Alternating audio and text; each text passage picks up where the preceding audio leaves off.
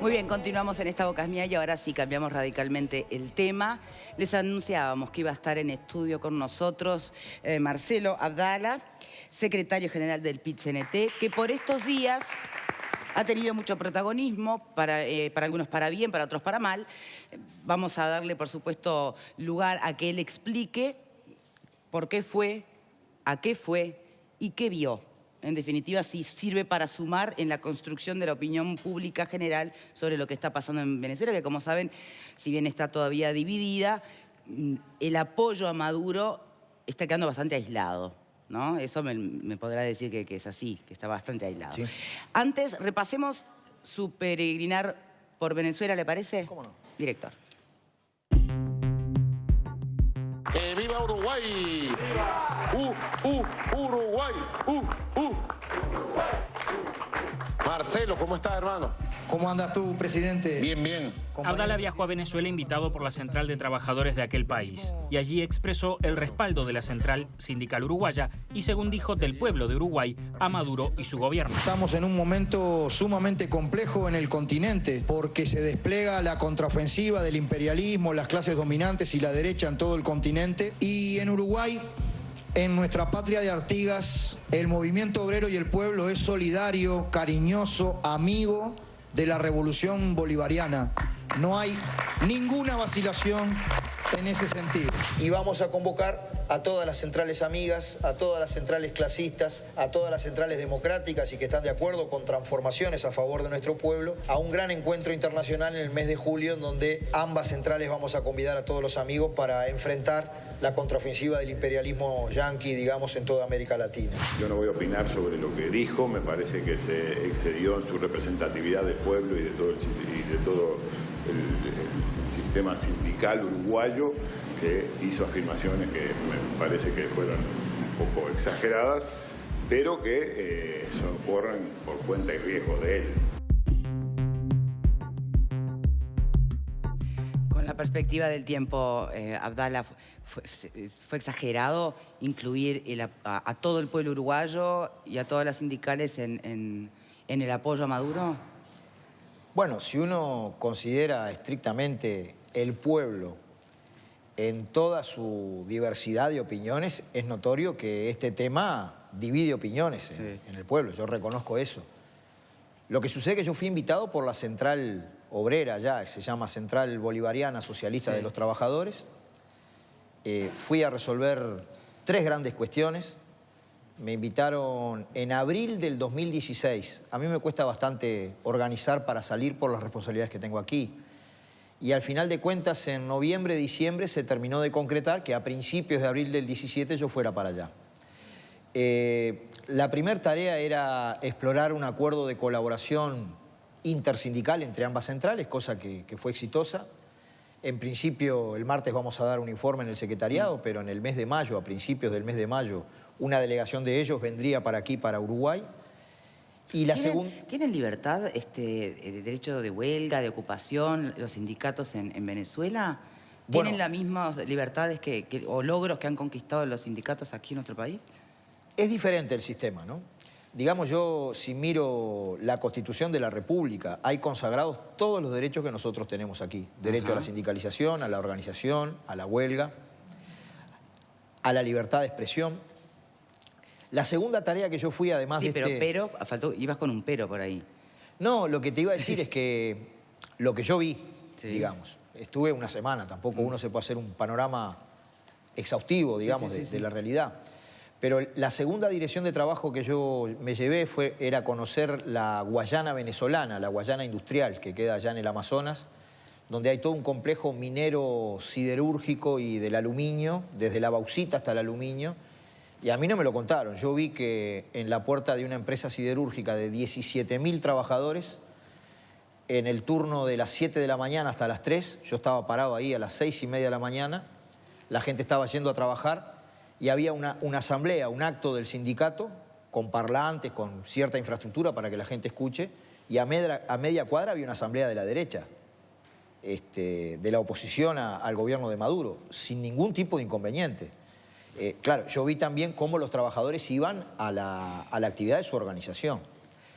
Y te cuento que yo tuve la oportunidad de andar en la calle, palpar, te aconsejaban no salir mucho de noche por la cuestión de la inseguridad, sino que básicamente eso lo hice de día. Y yo estuve en una movilización de la oposición. Yo vi allí, tengo fotos, esto no es que me lo contaron, lo vi, una movilización pacífica de la oposición, que en Caracas, que es una ciudad de 6 millones de habitantes, habría aproximadamente una cuadra de gente, y vi cómo no tenían inconveniente alguno mientras esa acción era de carácter pacífico y había allí una oratoria, una crítica al gobierno venezolano y no había ningún inconveniente, pero también percibí cómo luego, en el transcurrir del tiempo, se salía de esa movilización un grupo muy pequeño de gente que ya no se trataba de un acto pacífico, sino de tirar bombas incendiarias, ocupar un edificio. ¿Pero a ti te consta que integran la oposición o serán infiltrados de fuerzas paramilitares? Bueno, yo no soy quien para juzgarlo. Lo cierto es que salen de ahí. En todo caso, cuando nosotros organizamos, aquí en Uruguay, que es muy distinto todo, ¿no? Pero cuando nosotros organizamos una acción que expresamente tenemos la opinión de que debe ser una acción de paz, por más que tengamos críticas al gobierno o a las patronales, tomamos las medidas para que nadie de los nuestros haga un disparate, porque después el precio político lo pagamos nosotros. Pero ocurre. Siempre aparecen los... No, es muy... ¿Qué palabra que se suele usar? Los inadaptados, ¿no? Pero en movilizaciones del movimiento sindical... No necesariamente movimiento sindical, digo, de cualquier movilización. Nosotros tenemos nuestra propia organización que contiene que no pase un disparate, ¿no? Bien, yo tengo una única pregunta y después, por supuesto, abrimos para el panel para debatir sobre tu mirada y las preguntas que quieran hacerte aquí. Porque yo te escuchaba insistir ahora, a tu retorno, en hacer énfasis en que ustedes más que nada creen en la autodeterminación de los pueblos, ¿no? No meterse a opinar en cuestiones de si están tanto a favor del gobierno o en contra, pero respetar la autodeterminación de los pueblos. La pregunta es, ir a Venezuela, por la razón que ya esgrimiste, ¿no? Que no es que fuiste justo a hablar con Maduro, fuiste por otra cosa, pero estar en Venezuela y públicamente mostrar el apoyo a Maduro, ¿eso es respetar la autodeterminación de los pueblos? Yo no me oculto. A mí me gusta el debate con fundamentos, no con insultos. Yo cuando estaba en esta actividad, aquí había toda una discusión en la cual me era bastante difícil fundamentar o explicar lo que estoy explicando aquí. El movimiento sindical ha resuelto, digamos, casi que desde el principio, es diferente. Tú viste que yo hablé de el proceso bolivariano. Eso no significa que uno tenga por qué compartir o no cada acto de gobierno del gobierno que hay. Estamos hablando de otra cuestión. Yo con franqueza creo que los venezolanos van a encontrar la forma de poder articular, de poder componer sus conflictos políticos. Y lo digo con total sinceridad, en estos momentos uno, si contrasta lo que ve allí de lo que sale en general en los medios, hay una diferencia enorme en muchos sentidos. Y para mí es notorio que hay, por razones materiales, digamos, Venezuela está flotando en un mar de riqueza, es la principal... Se han comprobado las principales existencias de petróleo del planeta. Hay oro, bauxita, hierro, diamantes, agua.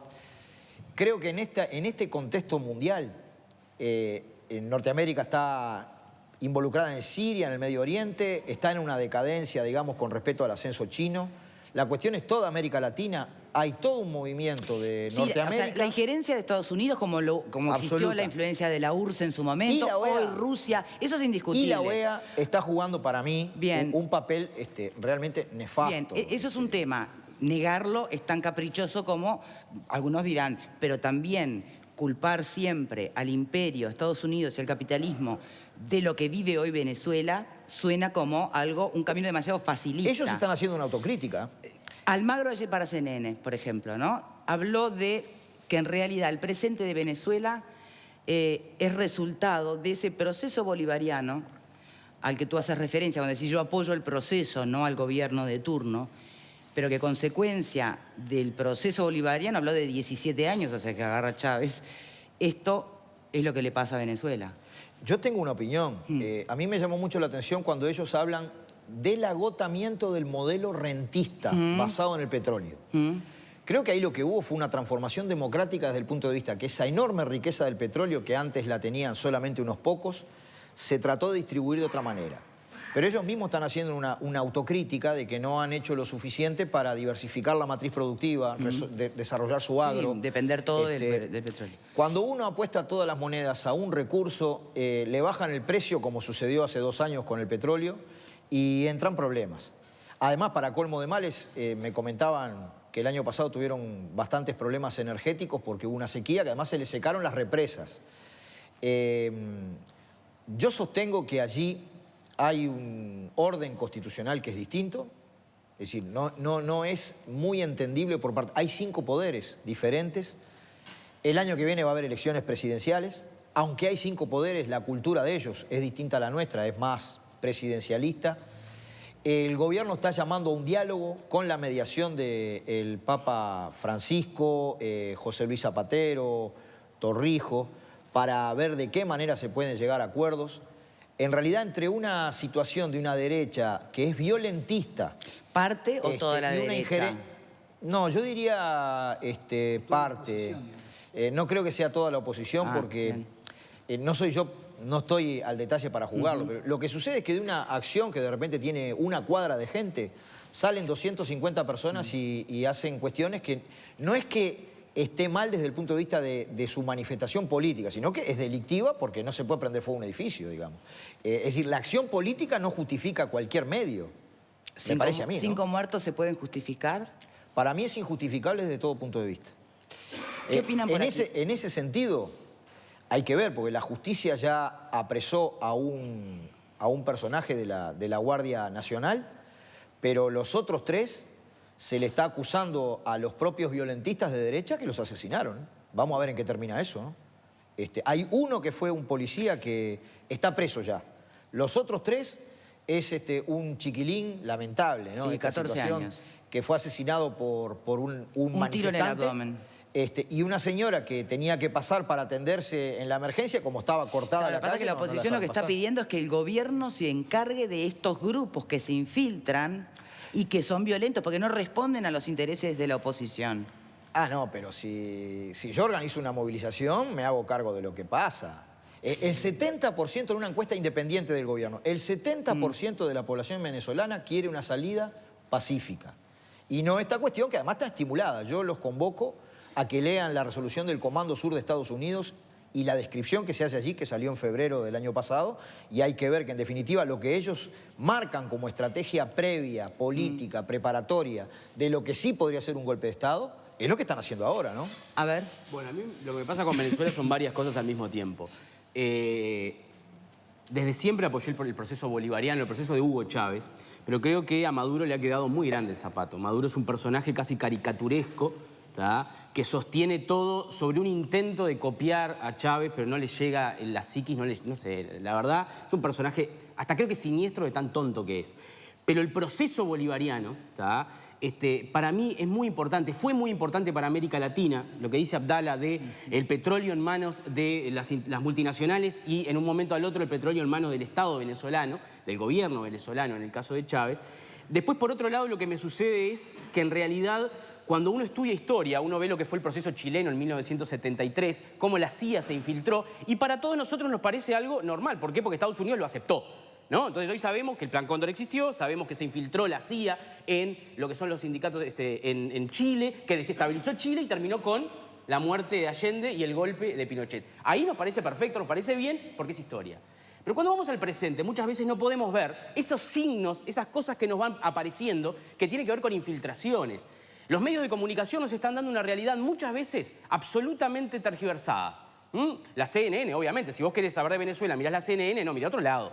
Tirate una RT. O sea, tratá de ver otra realidad y otros medios de comunicación. Yo les recuerdo que el golpe o el intento de golpe a Chávez en el año 2002... CNN porque estaban entrevistando a Almagro. También puedo ver Telesur y muchas otras señales. Claro, no, pero justamente Almagro... El punto es que estaban dando una entrevista a Almagro. Entonces, para escuchar lo que dice Almagro, porque podrás coincidir o no, pero es el líder de la OEA en este momento. Hay que ver qué dice, ¿no? Quiero recordarles que en el año 2002, el golpe que se le da a Chávez nació desde un conjunto de ONGs apoyadas por el Comando Sur.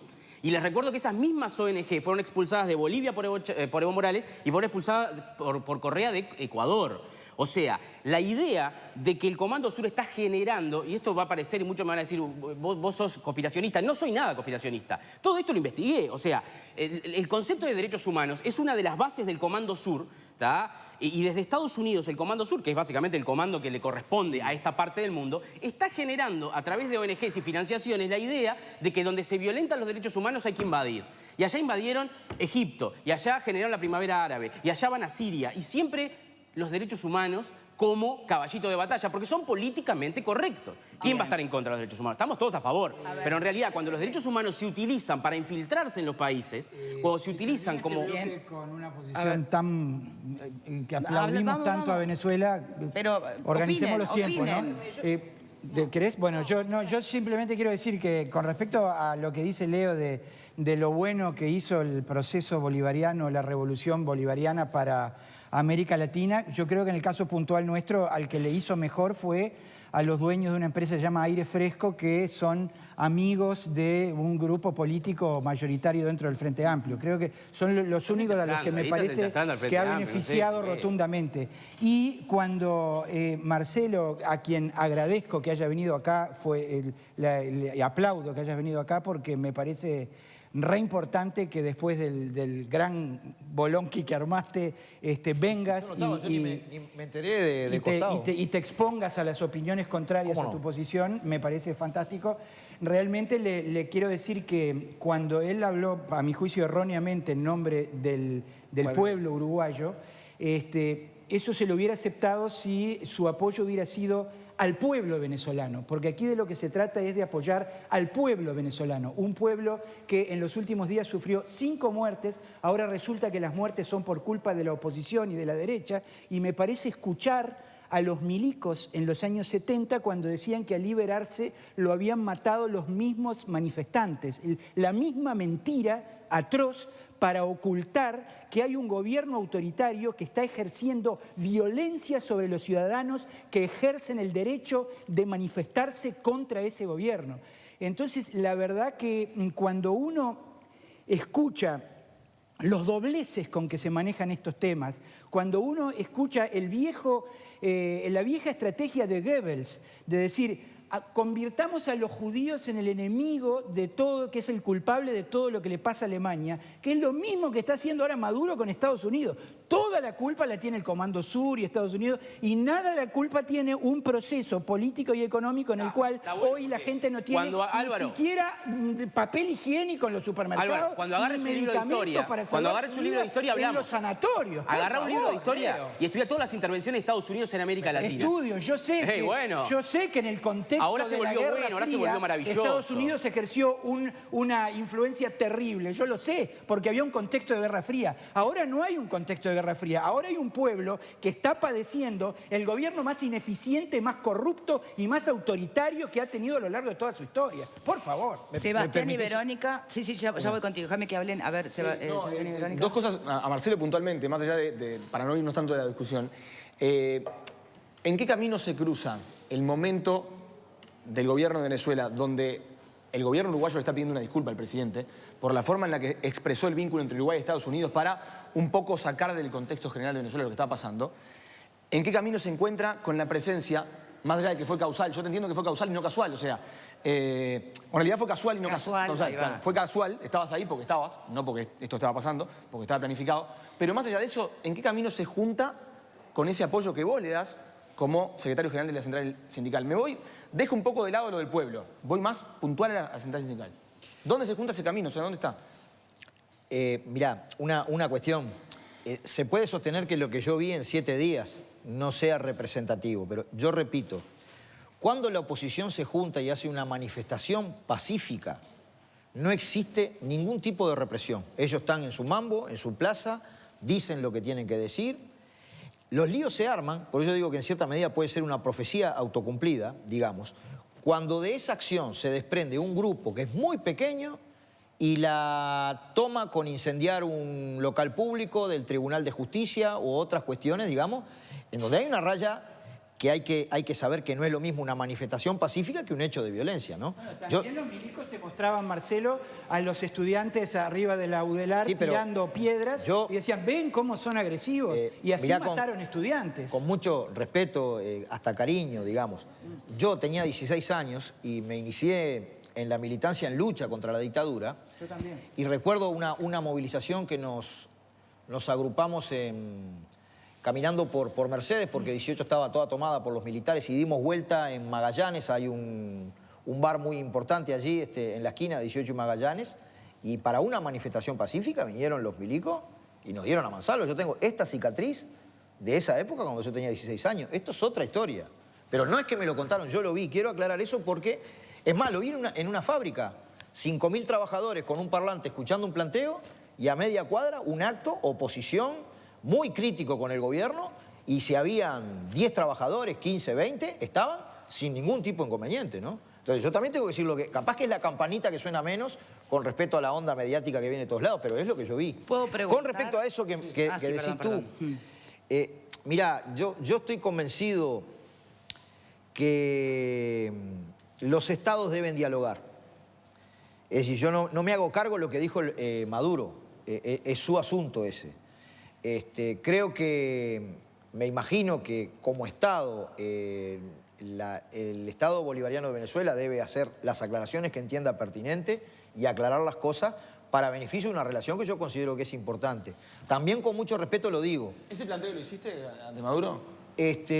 No ante Maduro, pero porque no dio. Yo estuve ahí invitado por la Central en un programa, estuve en esa participación, después me fui, digamos. O sea, dio para decir que estamos con usted, pero no dio para más nada, Abdala. Pero es que yo soy coherente, trato de ser coherente. Mirá que hay mucha gente que en las buenas aplaudió el proceso bolivariano y hoy por hoy están en otra posición. Yo mantengo coherencia, me expongo.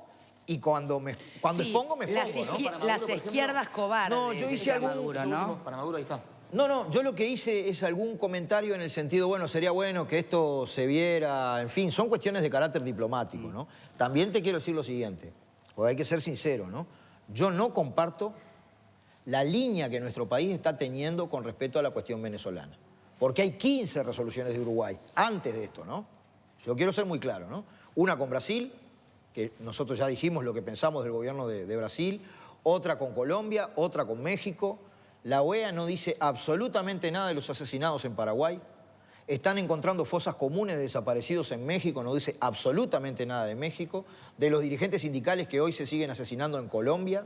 De una compañera indígena que ha sido vilmente encarcelada en Argentina y la tiene con Venezuela. Y a mí me parece que nosotros estamos entreverados en un coro que no es el nuestro. Yo defendería con bastante más criterio, cuando están los yanquis medio cerca, el derecho del pueblo venezolano a su autodeterminación. Justamente eso respecto a cuál es nuestro coro, ¿no? Uno se pregunta, ¿cuál fue la conversación que tú tuviste, Marcelo, en la interna del PIT-CNT al hacer este viaje? Porque cuando tú hablas de esta invitación de una central sindical, estamos hablando de una central sindical que se creó a la luz del chavismo, que hoy tiene como principal reivindicación, yo te diría que ha dejado, por la situación que vive el país, claramente, ¿no?, reivindicaciones concretas de los trabajadores para pasar a defender al gobierno de Maduro. O sea, era esperable que esto sucediera. Quizá fue casual, no sé cómo llegaste a estar en este acto con el presidente, en este programa en realidad, con el presidente Maduro, pero sin embargo después te veíamos allí en imágenes en una reunión con la canciller, o sea que había sí claramente un conocimiento de que iba a haber una instancia de diálogo con la central sindical, pero que iba a haber una instancia de diálogo con el gobierno de Venezuela. Esto se conversó, ¿y por qué te pregunto esto? Porque ahora surgen voces dentro del propio PIT-CNT que te piden cuentas, ¿no? ¿Cómo sigue esto y qué pasó antes del viaje? Mirá, antes de mi salida a Venezuela yo hice un informe al secretariado en donde comenté que había sido invitado por la Central Bolivariana, en donde también informé de que era posible que se pudiera desarrollar algún acuerdo de carácter binacional, pero sindical, en donde les comenté que iba a conocer la parte industrial y que iba a tratar en una realidad compleja, porque es compleja la realidad. Para mí es un país que está siendo asediado y hay muchas contradicciones y problemas. Yo no fui al paraíso, hay malestar económico. Comenté que iba a tratar de conocer lo más que pudiera, digamos. En eso yo tuve el aval del secretariado. Yo sé que pueden haber distintas opiniones. Pero, por ejemplo, la reunión con la canciller, ¿estaba agendada? ¿El PIT-CNT sabía que había una reunión? Mirá, la conversación con la canciller se agendó en el transcurso de mi instancia en Porque allí Venezuela. se te ve hablando en representación de la central sindical. Tú haces anuncios junto con la canciller que justamente en esa conferencia de prensa está acusando a los gobiernos de derecha de América Latina, ¿no? O sea, que tiene un tenor muy político. Ella no lo se que está refirió... diciendo. No es casualidad que no se haya referido a Uruguay. Bueno, sería el colmo, ¿no? Y yo lo que conversé es justamente al finalizar la actividad, cuál fueron los éxitos o las concreciones. ¿Y cómo interpretás este pedido de informes que yo he escuchado? No hay pedido. No, que vas a dar un comunicado. No, pero eso es una iniciativa mía. Es decir, no hay un pedido de informe del secretariado. Yo tengo un método. Yo trato de salir lo menos posible, pero cuando salgo... Hoy José López decía, no nos vamos a pronunciar hasta tanto no porque yo dije que les iba... un documento. Claro, porque a mis compañeros, yo cuando salgo no salgo a pasear, voy a resolver una tarea, una misión. Yo les dije a mis compañeros que a mi llegada iba a brindar un informe completo como corresponde. Es un informe de toda la actividad. Al no respaldarte antes de ese informe, uno presume que ellos quieren conocer algún otro dato más, ¿no? Yo voy a darle informaciones, inclusive minuciosas de la situación como corresponden a un organismo. Y además, si no, yo me siento mal. Si voy a un lugar y luego eso no tiene una consecuencia. Sí. Y desde el punto de vista laboral también es una cuestión bien interesante que tú preguntabas, ¿no? El movimiento sindical allá es bien distinto al nuestro, ¿no? Claro, es un movimiento que está partidizado de un lado y del otro, ¿no? ¿Qué es lo que yo noté? Hay una ley orgánica del trabajo donde está consagrada para todos los trabajadores la estabilidad laboral. No puede haber despido sin causa justificada. Digamos, lo que nosotros venimos reivindicando acá como reglamentación del convenio 158 de la OIT. Y están prohibidas las tercerizaciones, que bastante problemas nos dan aquí en Uruguay, porque es una forma, en definitiva, de intermediación de la mano de obra. Hay derecho de huelga, hay negociación colectiva, a diferencia, digamos, de lo que sucede aquí, que en general son tripartitas. ¿Cuándo fue el último paro que te conste en Venezuela? Los trabajadores siderúrgicos me contaron que para el último, ellos le llaman convención colectiva, yo entiendo que es lo mismo que aquí un convenio colectivo. Sí. Para la firma de la última convención colectiva hubieron bastantes movilizaciones y paros, ¿no? Y es un lugar importante, digamos, ¿no? Bien. Ahora, ellos están discutiendo en esas empresas nacionalizadas, están discutiendo cómo participan en la gestión. Tenemos que hacer una pausa y dejo planteado para el próximo bloque. Considerando y valorando todas las opiniones distintas, ¿no? Algunas que le dan más peso a la injerencia de Estados Unidos, a los medios masivos de comunicación, otros que lo relativizan. De todas formas, permítame preguntar, y me lo responden en el próximo bloque. Entonces, ¿tantos gobiernos hoy de verdad se dejan llevar por una llamada en inglés, como dice Maduro? O por los medios de comunicación? ¿Tan poca autocrítica o inteligencia hay en tantos gobiernos, incluido el nuestro? Porque en definitiva, hoy, lejos de lo que tú desearías, Marcelo Abdala, hay un gobierno que cortó bastante el vínculo con Venezuela, porque Maduro no se está arrepintiendo de cómo agredió a nuestro canciller y no hace falta explicar más nada cuál es la postura que hoy toma Uruguay, ¿no? Entonces, ¿tantos están equivocados? Pausa y ya venimos.